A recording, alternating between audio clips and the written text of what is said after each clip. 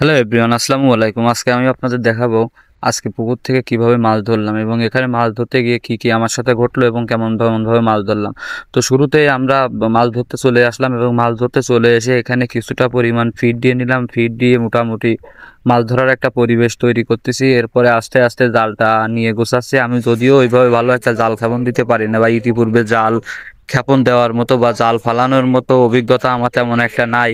আমি খুবই কমই মাছ ধরি, তারপরেও মোটামুটি চেষ্টা করে মাছ ধরার একটা চেষ্টা করলাম এবং জালটা এখানে খ্যাপ দিলাম। দেওয়ার পরে জালটা ওইভাবে আমারই বেশি একটা ভালো পড়িনি, তারপরেও মোটামুটি দেখি কি আছে কপালে, কি ওঠে মাছ না মাছ, কতগুলো মাছ পায় না পায়। তো আস্তে আস্তে জালটা টানা শুরু করলাম। আর হয় একটা কথা, এটা কিন্তু গ্রামের একটা অন্যরকম প্রশান্তি, অন্যরকম ভালো লাগা। গ্রামে যারা বসবাস করেন তারা হয়তো এই ব্যাপারটা জানেন এবং প্রতিনিয়তই তাদের সামনে নতুনত্ব, কিন্তু এইটা যারা শহর কেন্দ্রিক থাকেন তাদের কাছে কিন্তু ভীষণ অ্যাডভেঞ্চার একটা ব্যাপার। তো আমারও ওইভাবে একটা আগ্রহ নিয়ে আমি জালটা ফেলালাম এবং আশা করি এখান থেকে খুবই ভালো মাছ পেয়েছি। এই যে দেখুন আমার হাতে যে মাছগুলো আছে, এখানে কিন্তু মোটামুটি বেশ কিছু মাছ উঠেছে। যদি জালটা ভালো পড়তো তাইলে কিন্তু আরো বেশি মাছ হতো। এখানে কিন্তু অনেক মাছই আছে যেগুলো আর কি আমার সবই জালের ভিতরে আসেনি, চলে গেছে। তো মাছগুলো ছোট হওয়ার কারণে আমি সব মাছগুলো আবার ঘেরে ছেড়ে দিচ্ছি যাতে করে এগুলো বড় হওয়ার সুযোগ পাই। তো মোটামুটি ভালোই লাগতেছিল এখানে। আর ঘেরে চারিদিকটা অনেক সবজিতে ভরা। এই যে দেখুন ঝাল হয়েছে, তারপরে এখানে কিন্তু